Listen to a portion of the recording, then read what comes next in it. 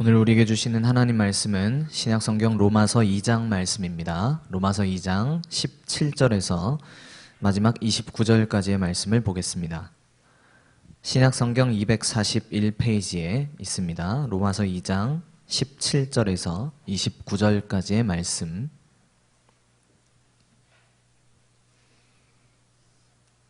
네, 다 찾으셨으면 우리 한 절씩 교독하도록 하겠습니다.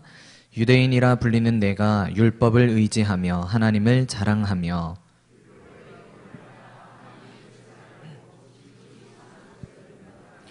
맹인의 길을 인도하는 자요 어둠에 있는 자의 빛이요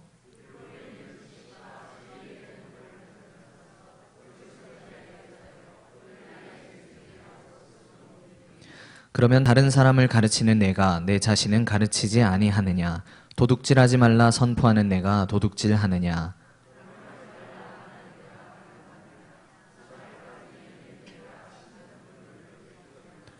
율법을 자랑하는 내가 율법을 범함으로 하나님을 욕되게 하느냐?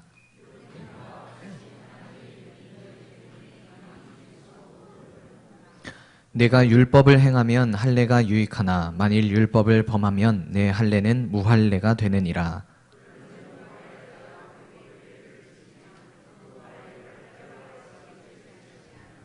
또한 본래 무할례자가 율법을 온전히 지키면 율법 조문과 할례를 가지고 율법을 범하는 너를 정죄하지 아니하겠느냐.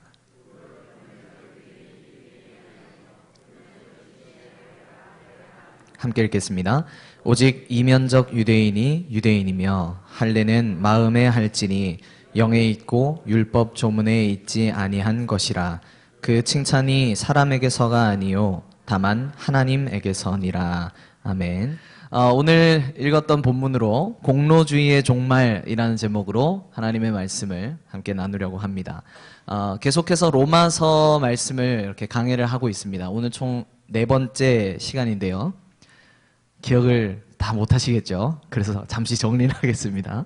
로마서에서 강조하는 가장 큰 주제, 핵심적인 주제라고 할 수 있는 것은 하나님의 의라는 개념입니다. 하나님의 의가 복음에 나타났다라는 것이죠. 복음을 통해서 예수 그리스도를 통해서 이 땅에 하나님의 의가 나타났고 우리에게 주어졌다라는 것이 로마서가 강조하고 있는 굉장히 중요한 한 축입니다. 그리고 그 하나님의 의라는 것을 우리가 하나님으로부터 선물로 받게 되는 유일한 길 또는 수단이 있는데 그것이 믿음이다라고 했었죠. 그래서 의인은 오직 믿음으로 말미암아 살게 될 것이다 말씀을 하고 있는 것입니다. 이것이 로마서에서 강조하고 있는 아주 중요한 주제인데, 그런데 하나님의 의가 나타났다 이렇게 사도 바울은 말하면서 동시에 하나님의 의와 반대되는 또 상황, 우리의 상황을 아주 면밀하게 보여주고 있습니다. 그것이 로마서 3장 앞부분까지 이렇게 쭉 연결이 되는데요. 크게 3부류에 걸쳐서 하나님의 의와 반대되는 우리의 모습을 사도 바울이 고발합니다. 첫 번째로는 이방인들이 있었고, 두 번째로는 도덕주의자라고 할 만한, 아주 나는 뭐 이방인이건 유대인이건 할 것 없이 아주 흠없이 살고 있습니다. 나는 굉장히 도덕적인 사람이고 윤리적인 생활을 추구하는 사람입니다 라고 할 만한 그런 사람들에 대한 내용을 두 번째로 다뤘습니다. 근데 첫 번째 부류였던 이 이방인들에게 문제가 될 만한, 하나님의 의와 좀 거리가 멀다고 할 만한 가장 핵심적인 키워드는 무엇이었냐면 우상숭배였습니다. 하나님이 아닌 다른 것들을 열심히 섬기고 또 하나님이 원하시지 않는 방식으로 섬기는 그 모든 행위들을 우상숭배라고 할 수 있죠. 두 번째 부류였던 이 도덕주의자라고 할 만한 사람들에게는 문제가 되는, 하나님의 의와 상충되고 또 문제가 생기는 부분이 무엇이었냐면 바로 하나님의 의가 아니라 자기의 의를 앞세운다는 데 문제가 있었습니다. 자기가 굉장히 의로운 사람이라고 착각에 빠져서 자기가 다른 것들을 판가름할 수 있는 어떤 아주 높은 자리에 있는 것처럼 생각하고 자기의 삶에는 굉장히 아무런 문제가 없다고 생각하는 그런 오류를 이 도덕주의자들이 가지고 있었다라고 했었죠. 오늘 이제 3번째로 유대인들에 대해서 사도 바울이 본격적으로 다루기 시작합니다. 그런데 이 유대인들의 경우에는 이방인들이나 도덕주의자들에 비해서 문제가 되는 내용이 조금 다릅니다. 이들의 가장 핵심적인 키워드는 바로 오늘 설교의 제목에 들어있는 이 공로주의라고 할 수 있습니다. 이들이 하나님 앞에서 뭔가 끊임없이 내세우려고 하는 것이 있었는데 그것을 넓은 의미에서 하나로 묶어서 공로주의라고 평할 수 있을 것입니다. 유대인들이 하나님 앞에 가지고 있었던 공로주의라고 하는 것이 과연 무엇인가? 이것이 어떤 문제를 가지고 오는가? 그리고 이것이 오늘날의 우리들에게는 또 어떤 영향을, 어떤 방식으로 나타나고 여전히 영향을 끼칠 수 있는가 하는 부분들을 오늘 말씀을 통해서 함께 상고하려고 합니다. 오늘 이 공로주의의 종말이라는 말씀을 통해서 우리는 유대인들과 같지 않게 하나님 앞에서 이러한 공로를 내세우지 않고 오직 하나님께서 우리에게 주신 이 참된 의만을 받아들이고 또 그래서 겸손함으로 하나님 앞에 나아갈 수 있기를 주님의 이름으로 축원합니다. 아멘.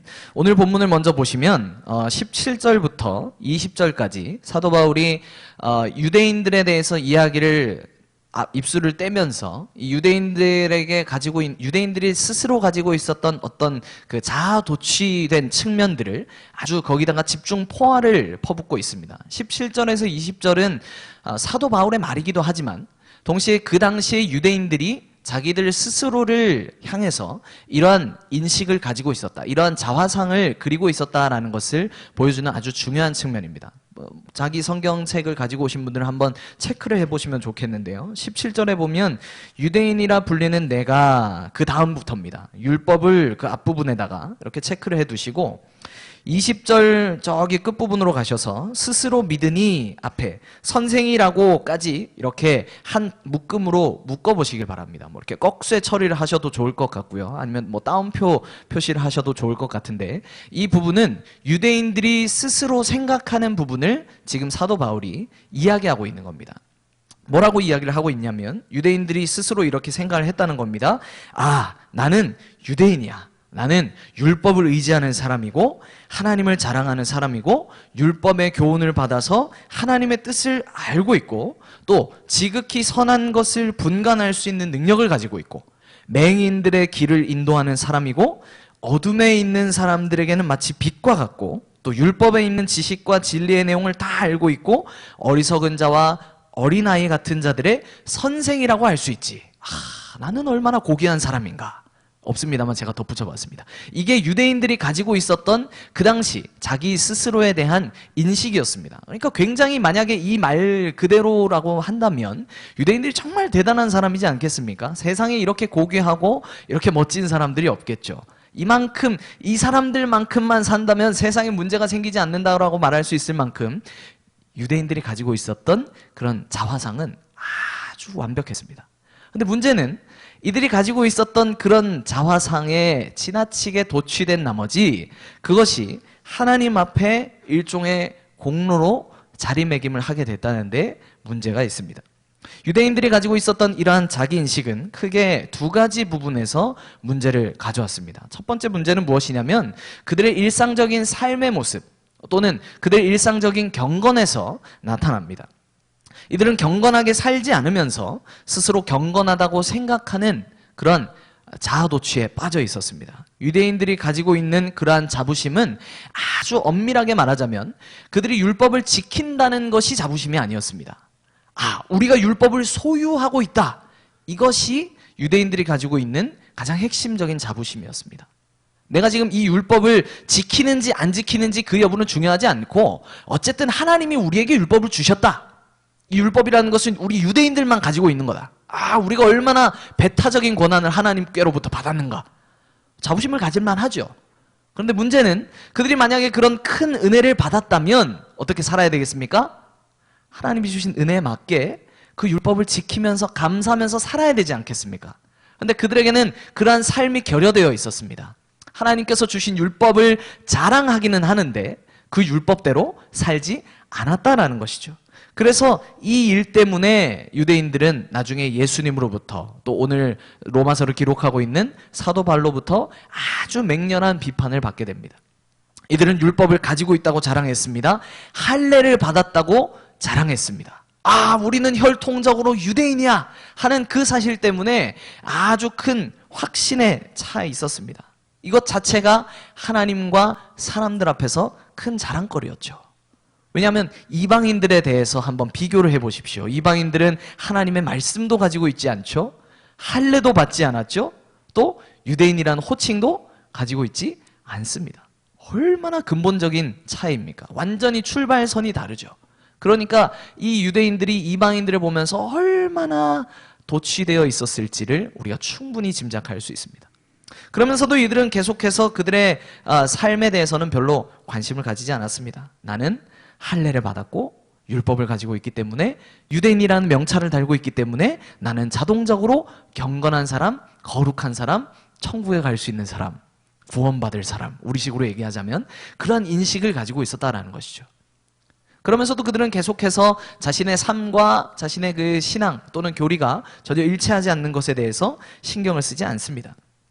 그런데 그런 이 유대인들의 잘못된 인식을 꼬집기 위해서 예수님께서 복음서에 보면 아주 여러 차례에 걸쳐서 이들이 잘못된 생각, 이들의 잘못된 행실을 꼬집으십니다. 대표적인 곳으로 누가복음 18장을 들어볼 수 있는데요. 본문을 띄우지는 않았습니다만 간략하게 설명을 해드리겠습니다.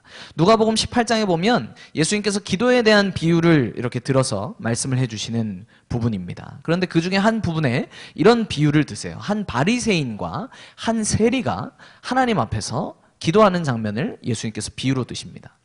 한 바리새인이 이 하나님 앞에서 기도하면서 뭐라고 이야기를 하냐면, 주님 감사합니다. 저는 바리새인이고요. 저는 율법을 지키고요. 저는 11조를 다 하고요. 저는 율법에 표기된 그 의무들을 다 지키고 있고 저 세리처럼 나쁜 인간이 아닙니다. 이렇게 기도합니다. 반대로 세리는 어떻게 기도하냐면, 하나님 저는 죄인입니다. 저를 불쌍히 여겨주시옵소서. 아주 상반된 태도로 하나님 앞에 기도하죠.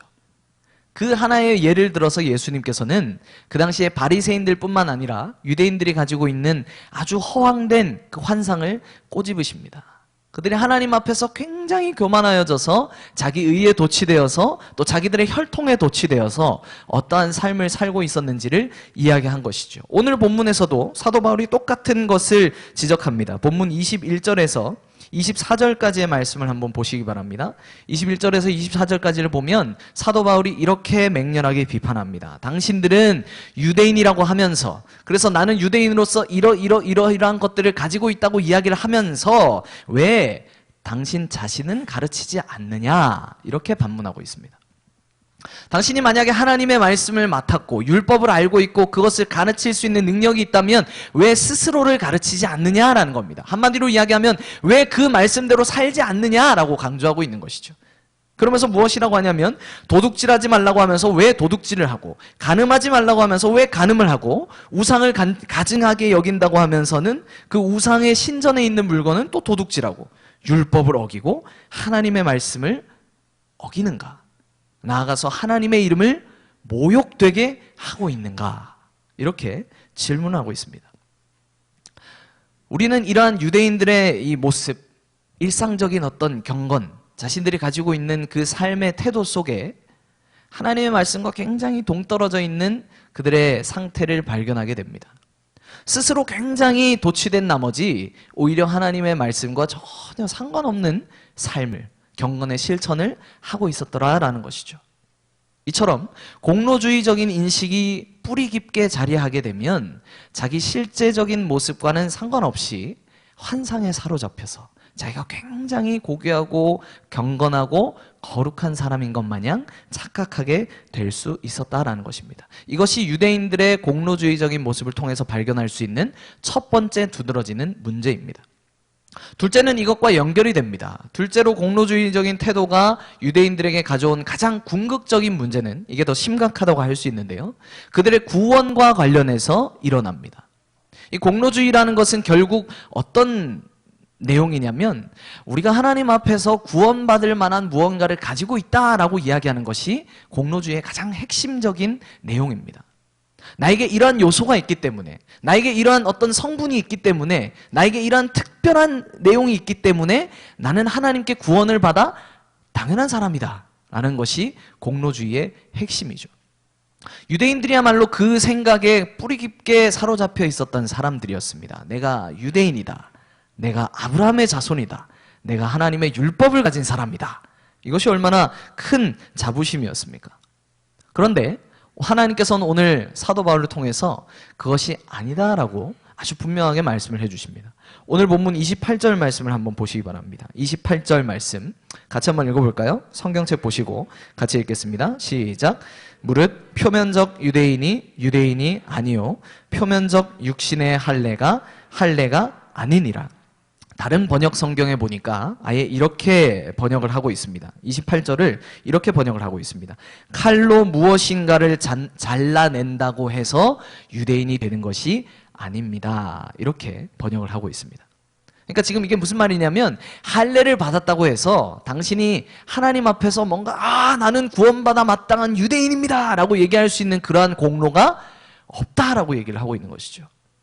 마음은 전혀 변하지 않으면서 외적인 부분, 겉으로 드러나는 것만 어떻게 변화가 일어났다 해서 뭔가 잘라냈다 해서 그것이 구원을 받을 만한 당연한 요소가 될 수 없다라는 것을 하나님께서는 분명하게 말씀을 하십니다.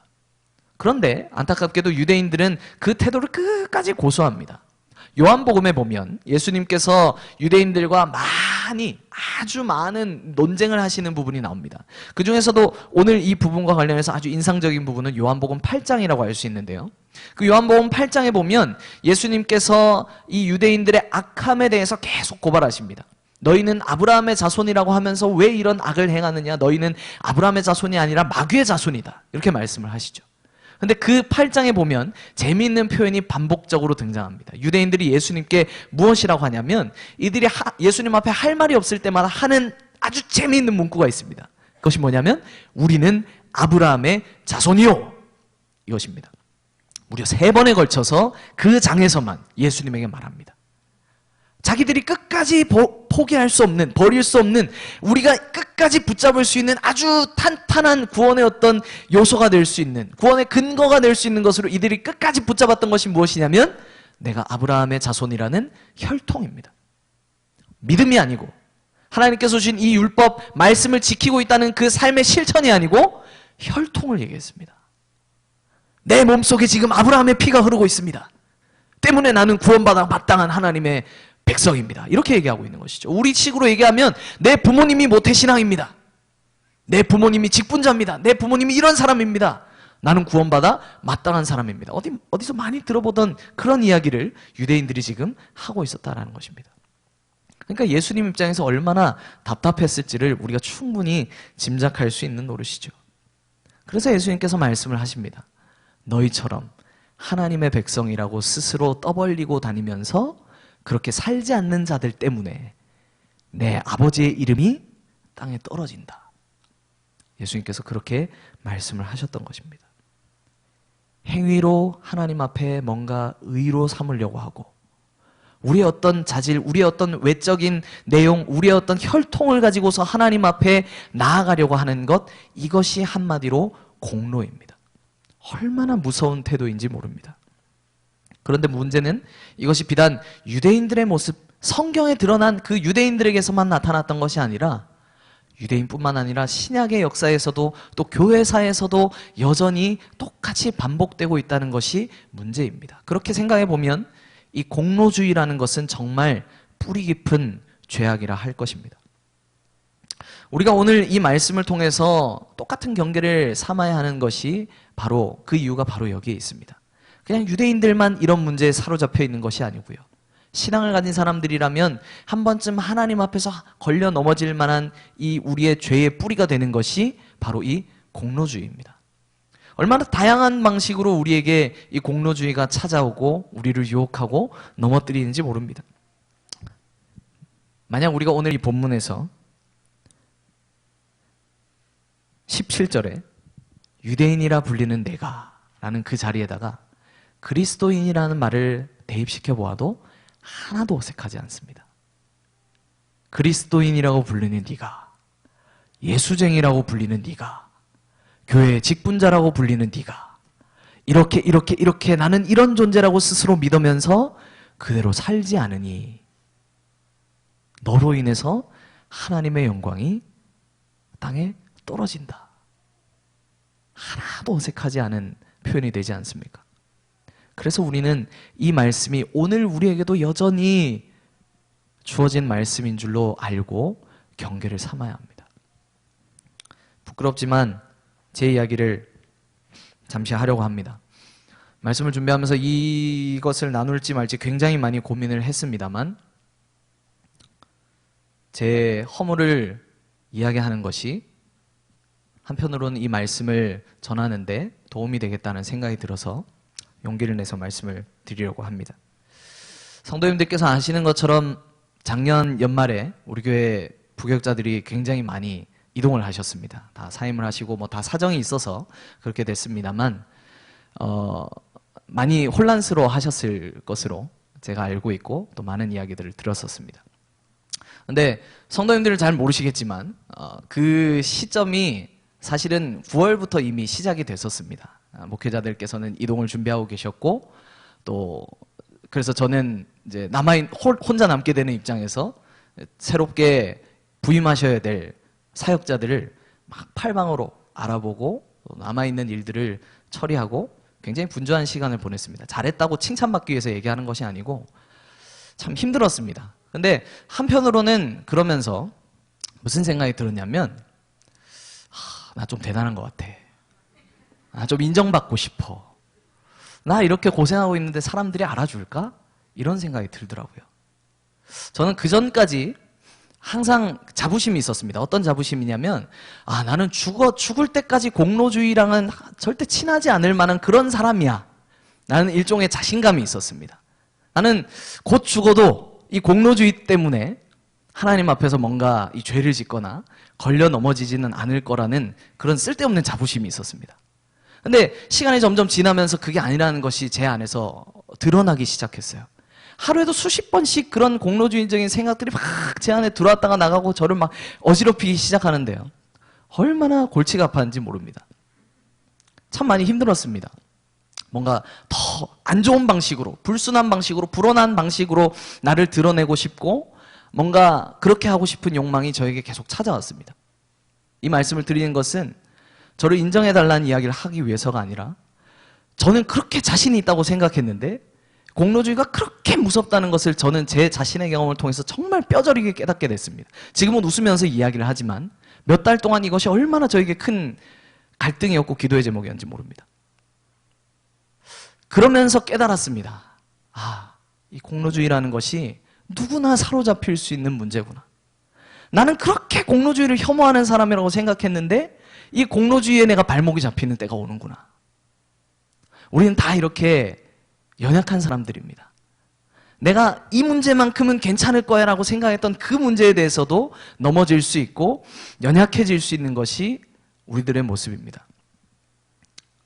그래서 우리는 이 공로주의가 그냥 단순히 유대인들이 2000년 전에 지나갔던 그런 문제가 아니라 오늘 나에게도 여전히 도사리고 있을 수 있는 문제라는 것을 인식하고 경계를 해야 합니다. 우리에게 다가올 수 있는 그 공로라고 삼을 만한 것들이 참 많이 있습니다. 말씀 준비하면서 뭐가 있을까 곰곰이 생각을 해봤습니다. 모태신앙인 것, 내가 신앙생활을 수십 년째 한 것, 우리 집안이 기독교 신앙의 몇 대 가문인 것, 또 우리 집안에 어떤 직분자가 있는 것, 우리 집안에 목회자가 몇 명이 있고 우리 부모님이 무슨 직분자고 내가 무슨 직분을 가지고 있고 내가 교회에서 이 직분을 가지고 수십 년 봉사를 했고 내가 식당이든 교사든 어떤 직분이든지 간에 어떤 봉사든지 간에 20, 30년이나 되는 시간 동안 남들이 알아주지 않을 때 봉사를 했고 얼마나 많이 있습니까? 하다못해 내 헌금 생활, 나는 11조를 하고 감사헌금을 하고 선교헌금을 하고 구제헌금을 하고 장학헌금을 하고 건축헌금을 하는 그런 사람이야. 이것마저도 우리에게 공로가 될 수 있지 않겠습니까? 하다못해 우리가 지금 이 임시예배 처소에 있으면서 함께 동고동락하고 있는 이것까지도 한편으로는 우리에게 공로가 될지 모르겠습니다. 20년, 30년이 지났을 때 우리가 그렇게 고생했지, 우리가 그렇게 대단한 신앙의 사람들이었어. 우리 그렇게 하나님 앞에 공로가 있는 사람들이야. 말할 수 있게 되지 않을까요? 참 무서웠습니다. 우리에게 여전히 도사리고 있는 이 공로주의의 위험이 참 무섭습니다. 내가 새벽 기도를 빠지지 않고 나오는 것, 예배 생활을 하는 것, 사실은 당연한 것들인데 그것을 하나님과 사람 앞에 공로로 삼아서 자랑거리를 삼아서 들이밀려고 하고 우리를 높이려고 하고 그것을 내가 영광을 가로채려고 하는 것이 우리의 모습입니다. 그래서 우리는 다시 이 공로주의를 주의해야 합니다. 여전히 우리에게도 이런 위험이 남아있다는 것을 우리가 깨어서 주의하지 않으면 언제고 넘어질 수 있는 것이 이 위기입니다. 내가 알지 못하는 사이에 그것이 공로가 되어서 우리의 마음에 싹을 틔우고 죄라는 열매를 맺게 될 수 있다는 것이죠. 그래서 우리는 이 말씀을 통해서 함께 경계를 삼았으면 좋겠습니다. 혹 내가 하나님 앞에서 지금 꽤 수고하고 있고 내가 지금 하나님 앞에서 꽤 힘들지만 그 시간을 묵묵하게 잘 버티고 있고 견디고 있다고 생각하시는 분들이 계십니까? 바라기는 그것이 여러분들의 공로가 되지 않으셨으면 좋겠습니다. 내가 지금 하는 어떤 수고도 하나님 앞에 공로가 되지 않도록 우리의 마음을 잘 간수했으면 합니다. 그리고 나가서 그것이 마치 내가 구원받은 어떤 자격 요소인 것처럼 하나님 앞에 내밀지 않았으면 좋겠습니다. 하나님 제가 이만큼 수고를 했고요. 하나님 저에게 이런 요소가 있고요. 이런 것들이 있으니까 저는 구원받기에 당연한 사람 아니겠습니까?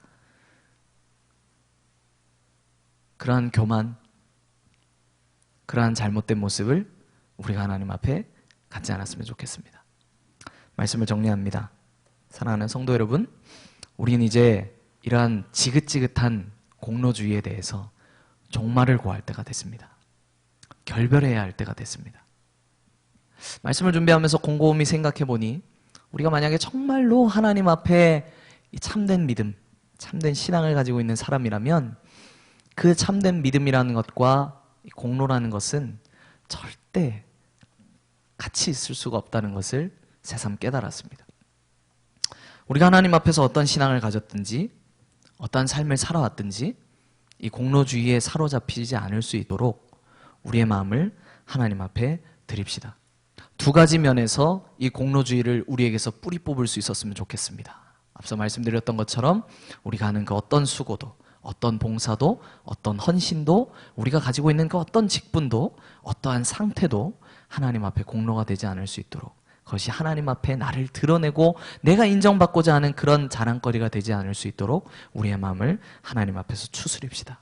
그것은 어디까지나 우리가 하나님께 드릴 수 있는 감사여야 하지, 그것이 우리의 공로가 되어서는 안 될 것입니다.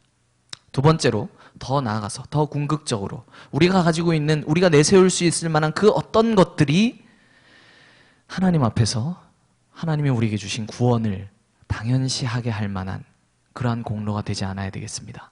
하나님, 제가 구원받은 것은 저의 어떠함 때문이 아니고 제가 가지고 있는 그 어떤 자격 요소 때문이 아니고 오로지 하나님의 은혜일 뿐입니다.